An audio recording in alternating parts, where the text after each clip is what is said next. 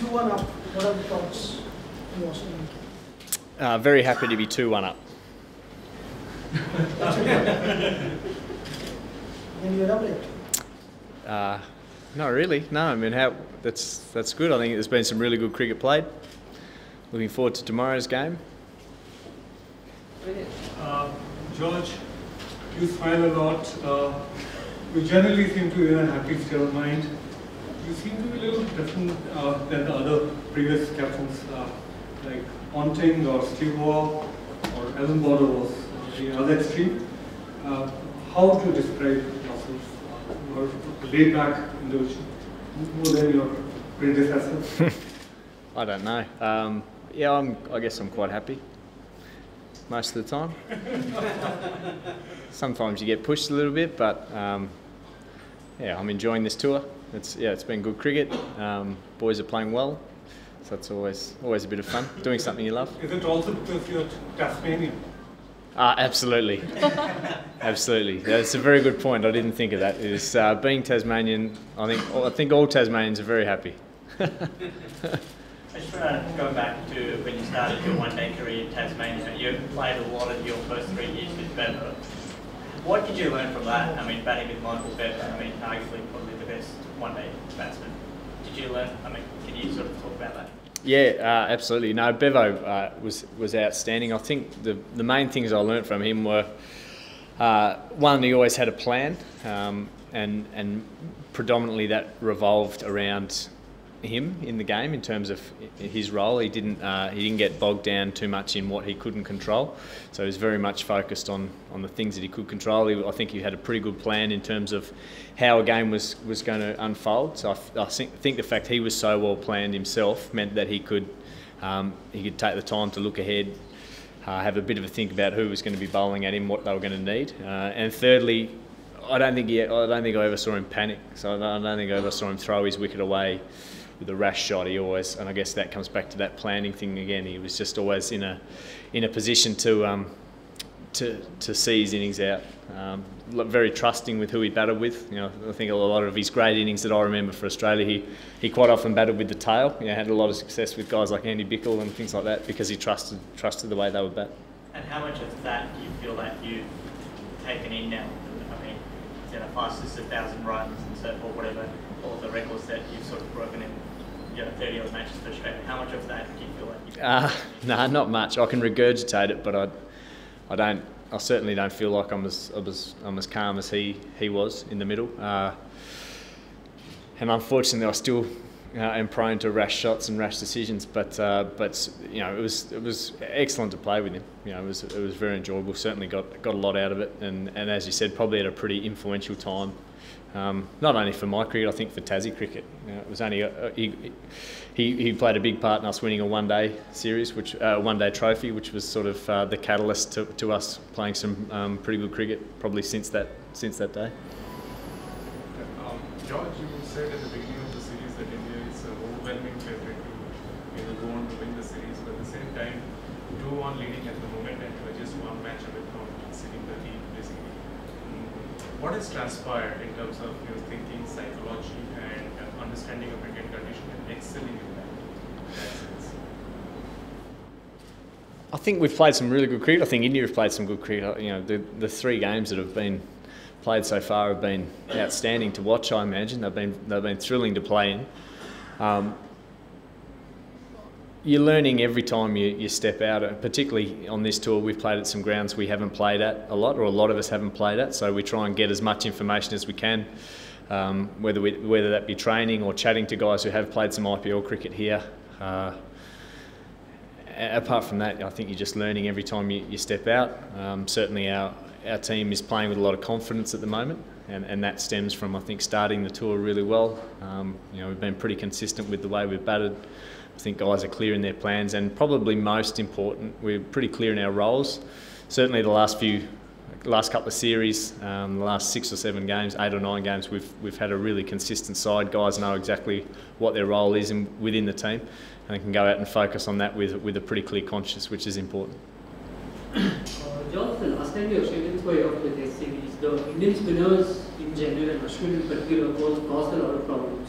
But this time around, it seems you're handling them pretty well. So, how has the change come? Is it the approach or the pitches or what's changed? We're not sure. I wasn't here for the Test series, but from what I've seen, it looks like the pitches are very different from the Test matches. The fastest Indian bowler in this series has bowled at around 140 kmph. The others have been bowling around 130 odd. At what age group do you face that sort of pace in Australia? 125, 130. Sorry, at which age in Australia, in your do you bowl fast?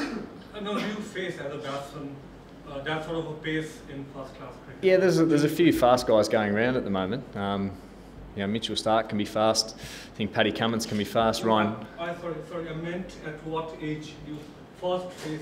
Oh, sorry. This sort of pace, 125, 130. I think that depends a lot on at what stage you play first class cricket. One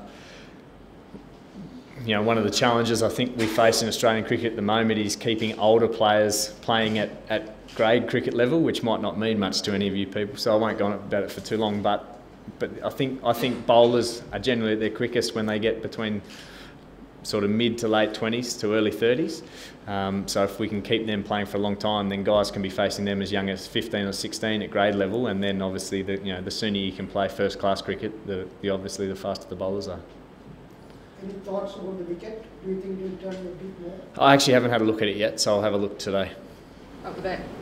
Hi George, how would you describe your captaincy? Are you a more proactive, instinctive captain, or is there a lot of preparation before a game and as to the planning? Could you just explain how do you read a game?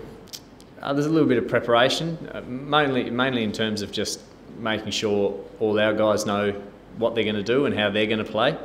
So I like to certainly have all those conversations, particularly with the bowlers, because I think they're the ones that you can probably have most influence on in a game. Either batters are out there on their lonesome a bit.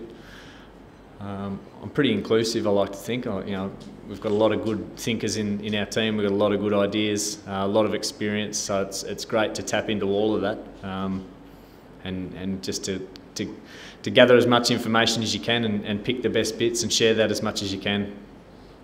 Over here. George, there's been a lot of talk about rules in ODI cricket. As captains, when Kohli and Dhawan and Rohit are batting the way they are, when Nishant's going for 30 at the hands of Faulkner, what do you tell bowlers as a captain?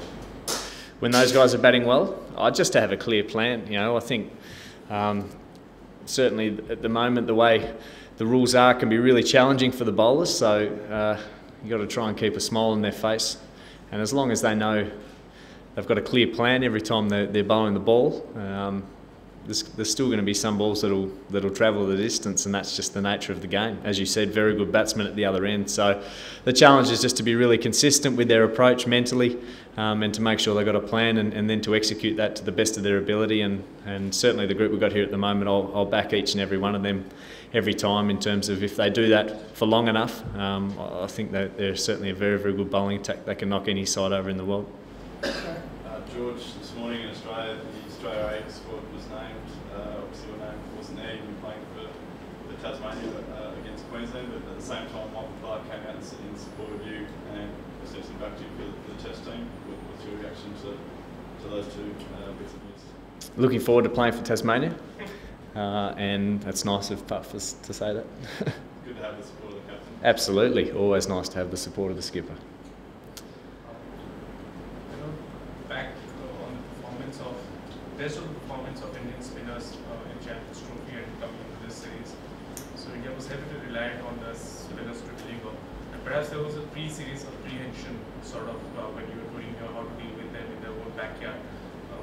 How has you've been successful in dealing with them, and in what point of time you felt you were in a superior position to exploit the home condition which was in favour of them?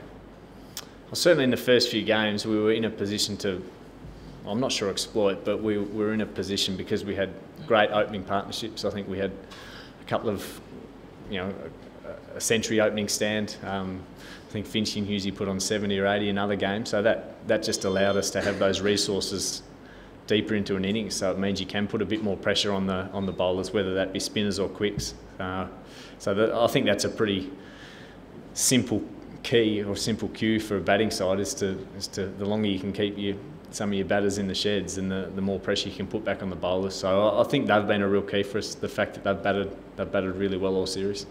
Last question. Australia's kept the same 11 through every game of this series so far. How valuable has it been to not have to chop and change the team firstly, and we're likely to see the same group out there tomorrow? Yeah, likely. Obviously, having a couple of games off freshened everyone up a little bit. I think it's invaluable to be able to pick a side and stick with it. As I mentioned before, as much just as for guys to feel comfortable in the roles they're playing, to play in similar situations from game to game. And I think the more a guy can do that, the more freedom he plays with, and he backs himself a bit more, so that he's not going out with the fear of failing and then maybe having his place in jeopardy. He knows he can go out and he's got a few credits in the bank. He knows his teammates all support him, and he can just go out and focus on dominating the game or putting in a match-winning performance.